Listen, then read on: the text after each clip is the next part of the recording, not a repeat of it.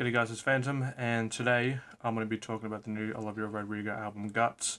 It is a sophomore album, following up from her, honestly, one of the best debut albums of the 2000s, which is a big say, but I believe it.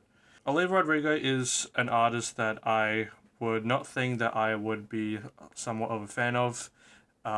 When Driver's License came out, everybody was talking about it, and I thought that it was just going to be one of them cringy teenage breakup songs, considering that she was an actress from Disney Channel, which was also a major put off. But when I actually gave it a chance, I actually liked it a lot.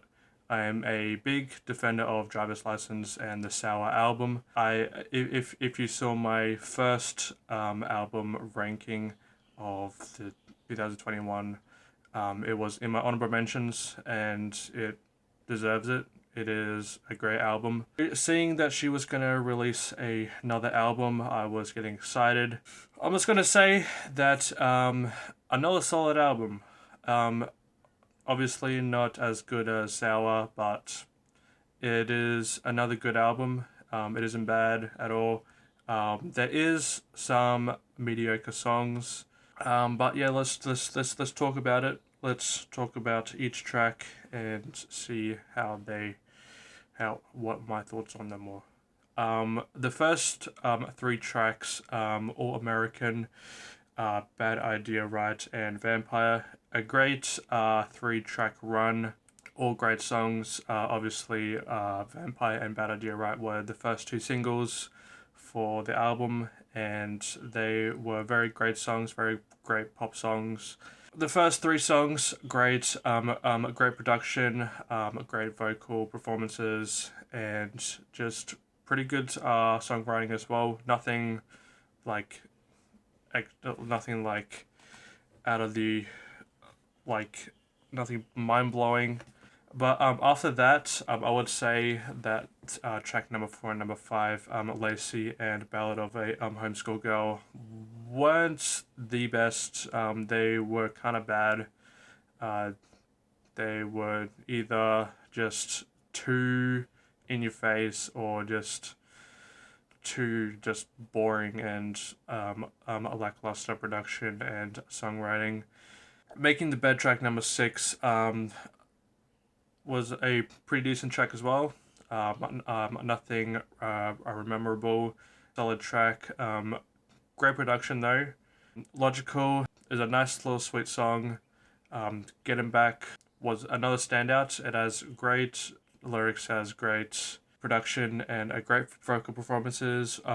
Probably top 3 tracks on the album. And then from there, it kind of just sounds like something that Taylor Swift would make, which isn't bad or anything, but it's just pretty generic pop music. Pretty Isn't Pretty is one of the better ones on the latter part of the album. So I'm just gonna keep this short.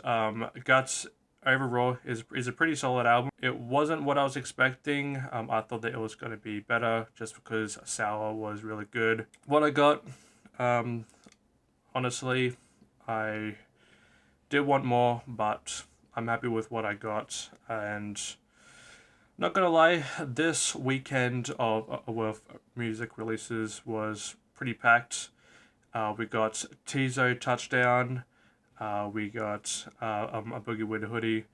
Plenty more artists that dropped. But honestly, this is probably the better album and music releases of this weekend, which I'm very happy to say. Overall, this album sounds pretty good. It isn't as memorable as Sour, but I mean, it has only been out for a weekend, and obviously Sour's been out longer, so you know the songs more. This album may grow on people. For what I've heard this album about 4 times now, and from the amount of time that I will listen to Sour, this album is kind of forgettable. but it has some pretty great moments as well. The production overall is really, really great. A really good pop album. I just wanted some more memorable tracks, but